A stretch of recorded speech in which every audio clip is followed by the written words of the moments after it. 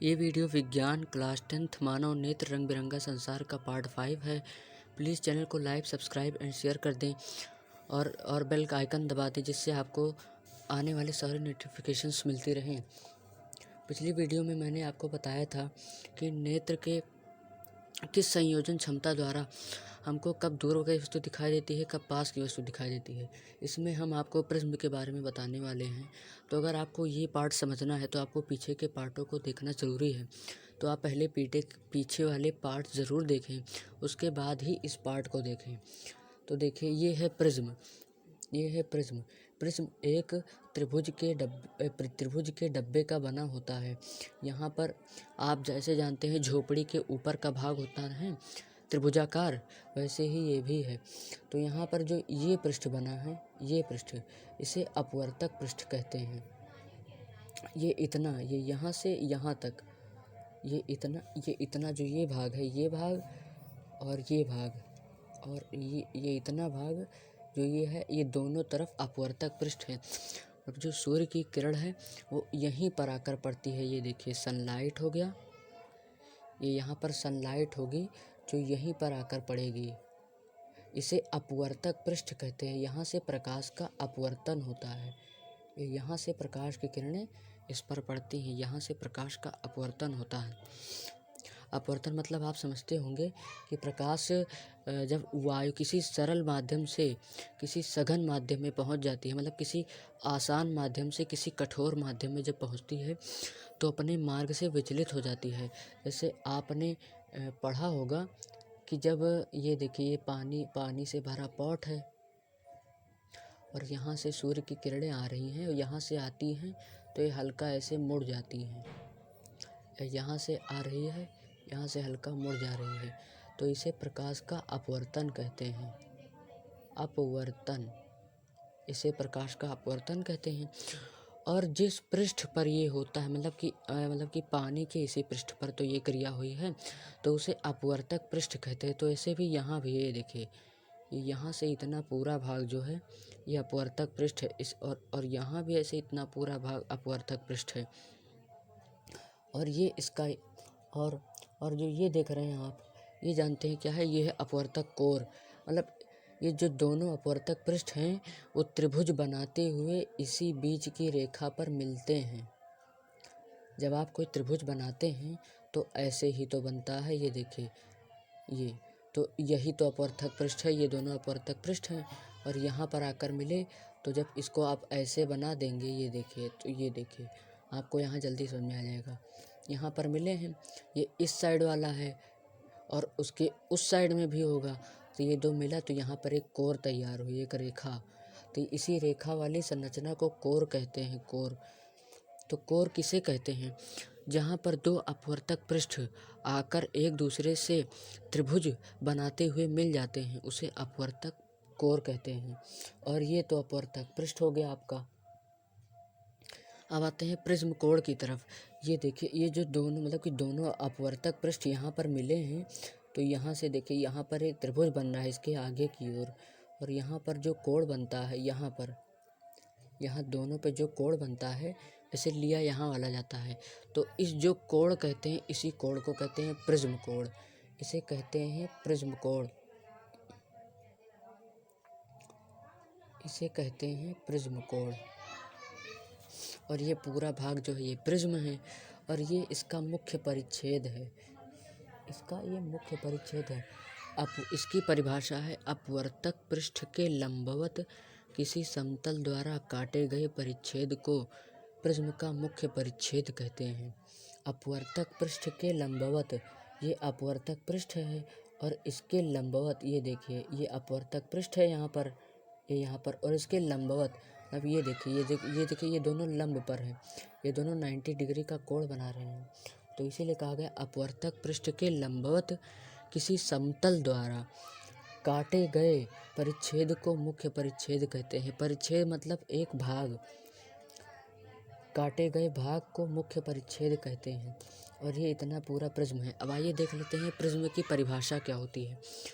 किसी समांग या पारदर्शी माध्यम का वह भाग जो किसी कोण पर झुके दो समतल पृष्ठों से घिरा होता है। प्रिज्म कहलाता है। अब आपको मैं इसका एक एक शब्द के बारे में समझाता हूँ। किसी समान या पारदर्शी, ये जो पृष्ठ हैं, सारा खेल इन्हीं पृष्ठों का होता है। ये इसका मुख्य भाग है, पृष्ठ वाला।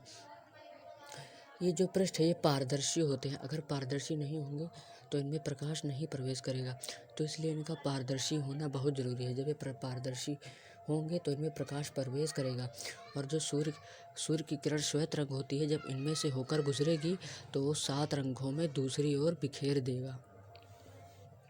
तो किसी समांग या पारदर्शी माध्यम का वह भाग जो किसी कोण पर झुके, मैंने आपको बताया है कोण पर झुका। ये देखिए दोनों पृष्ठ जो है वो किसी कोण पर झुक रहे हैं। 2 समतल पृष्ठों से घिरा होता है। 2 समतल पृष्ठ, ये दोनों पृष्ठ हैं, और इसी से ये जो है जो घिरा हुआ है, तो इसके अंदर का पूरा भाग ये त्रिभुज के डब्बे जैसा होता है। 2 समतल पृष्ठों से घिरा है, प्रिज्म कहलाता है।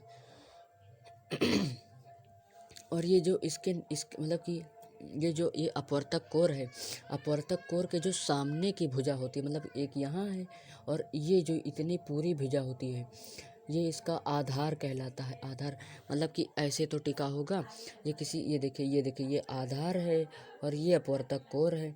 ये यहाँ पर अपवर्तक कोर ऐसे जाती है और इसी के नीचे जस्ट ये आधार बना है, तो इसी के उस साइड में नीचे अपोजिट साइड में उसे कहते हैं आधार। तो उसी पर जो है प्रिज्म रखा रहता है।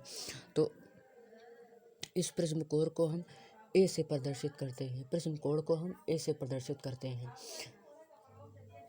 आइए हम समझ लेते हैं इनके संकेत। अब हम पढ़ेंगे विचलन कोण के बारे में।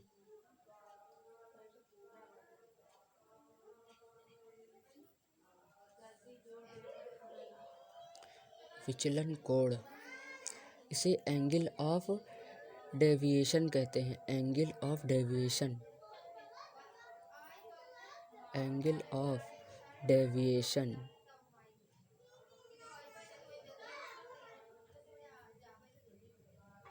अब इसकी परिभाषा आप लोग देख लीजिए एक बार।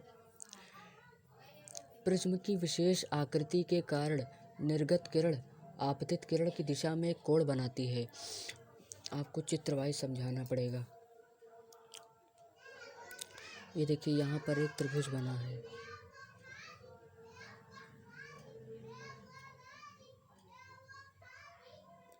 ये त्रिभुज बना है। यहाँ से कोई प्रकाश की किरण आ रही है और यहाँ से आकर यहाँ ये मुड़ जा रही है, और फिर ये यहाँ से बाहर निकलती है तो मुड़ जाती है। तो ये जो किरण जा रही है, यहाँ पर, इसे कहते हैं आपतित किरण। ये आपतित किरण कहते हैं। मतलब आपतित, आ माने आना और पतित माने गिर जाना। तो ये पतित ये किरण यहाँ पर आती है और यहाँ पर गिर जाती है, तो इसे कहते हैं आपतित किरण।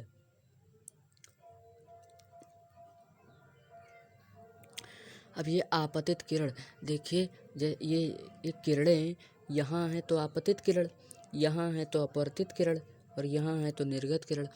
जैसे हम लोग का स्कूल में अलग नाम होता है, जगह बदलने के अनुसार व्यक्ति का नाम बदल जाता है। कोई व्यक्ति कहीं पर मामा है, कहीं पर वो चाचा है, कहीं पर वो पिता है, कहीं पर वो भाई है। तो वैसे यहाँ पर आपतित किरण, ये जब तक बाहर थी और यहाँ से यहाँ टकराई तब तक आपतित है। जैसे प्रिज्म के अंदर प्रवेश की तो इसे कहेंगे अपवर्तित किरण। अपवर्तित किरण, इसे कहेंगे अपवर्तित किरण। और ये जो यहाँ से निकल रही है किरण, इसे कहेंगे निर्गत किरण। निर्गत मतलब बाहर जाने वाली किरण कहते हैं, इसे कहते हैं निर्गत किरण, इसे कहते हैं निर्गत किरण। तो वही इसमें बताया गया है। मैं इसके बारे में आपको अगले पार्ट में डिटेल से समझाऊंगा। फ़िलहाल आप इसकी परिभाषा नोट कर लीजिए। ये आपके एक नोट के काम भी आ सकता है, आप इसको अपने नोट्स में भी शामिल कर सकते हैं। यह आपके लिए बहुत ही उपयोगी बन सकता है। तो आइए अब हम इसकी परिभाषा लिख लेते हैं, विचलन कोण की परिभाषा।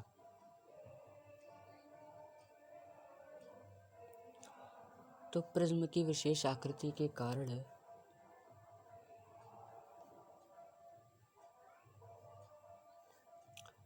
प्रिज्म की विशेष आकृति के कारण प्रिज्म की आप जानते हैं विशेष आकृति होती है।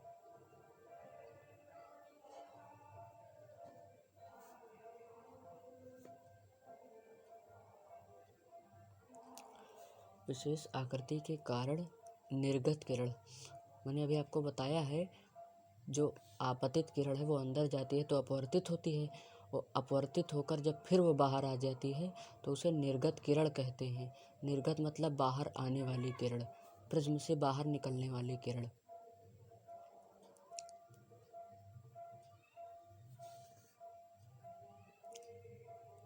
आपतित किरण की दिशा में एक कोण बनाती है। एक बार मैं इसे लिख लूँ, फिर आपको मैं इसे डिटेल से समझाऊंगा। तब तक आप लोग चैनल को लाइक, सब्सक्राइब एंड शेयर कर दें।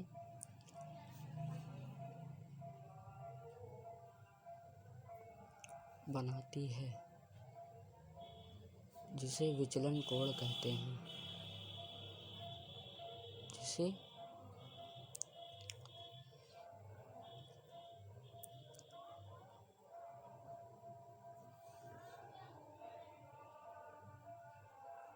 विचलन कोण कहते हैं।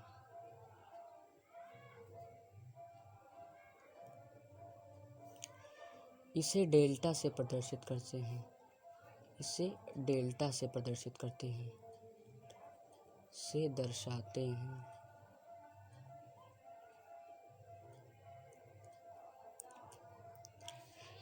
ये देखिए, प्रिज्म की विशेष आकृति के कारण आप जानते हैं कि प्रिज्म की विशेष आकृति होती है। जो ये देखिए, प्रिज्म एक त्रिभुजाकार विशेष आकृति नुमा होता है। तो इसी परिभाषा में लिखा गया है कि प्रिज्म की विशेष आकृति के कारण निर्गत किरण आपतित किरण की दिशा में एक कोण बनाती है। जो निर्गत किरण है, यहाँ पर देख लीजिए, जो निर्गत किरण है, ये देखिए, निर्गत किरण और आपतित कोण आपतित किरण की दिशा में एक कोण बनाती है, जिसे विचलन कोण कहते हैं। निर्गत किरण आपतित किरण की दिशा में एक कोण बनाती है। ये देखिए, ये देखिए, ये आपतित बिंदु है, यहाँ से मिला। जब आप इस बिंदु को ऐसे और इस बिंदु को जब आप ऐसे मिला देंगे तो यहाँ एक जो कोण का निर्माण होगा वो डेल्टा होगा। यही विचलन कोण होगा, यही विचलन कोण होगा। तो इसे आइए हम लिख देते हैं विचलन कोण।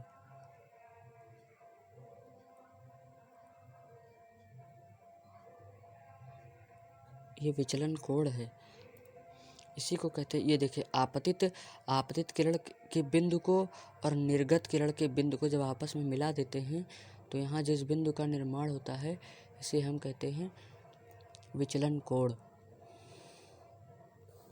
और विचलन कोण दो प्रकार से बनता है। जब इसी किरण को, जो किरण आ रही है, इसी को आप ऐसे बिंदु से आगे आगे बढ़ा देंगे और जब इस बिंदु को यहाँ से ऐसे आगे बढ़ा देंगे तो यहाँ पर जो कोण बनेगा ये भी डेल्टा विचलन कोण कहलाएगा। तो आप लोग परिभाषा नोट कर लीजिए एक बार। प्रिज्म की विशेष आकृति के कारण निर्गत किरण आपतित किरण की दिशा में एक कोण बनाती है, जिसे विचलन कोण कहते हैं। आप सब चैनल को लाइक, सब्सक्राइब एंड शेयर कर दें, जिससे आने वाली सारी नोटिफिकेशंस आपको मिलती रहें और मुझे मोटिवेशन मिलता रहे, जिससे मैं और सारी वीडियोस आपके लिए लाता रहूं। मैंने केमिस्ट्री में एसिड, बेस एंड साल्ट के 3 पार्ट बनाए हैं। आप लोग जल्दी से जल्दी उसे देखें, तब ताकि मैं आगे के पार्ट बना सकूं।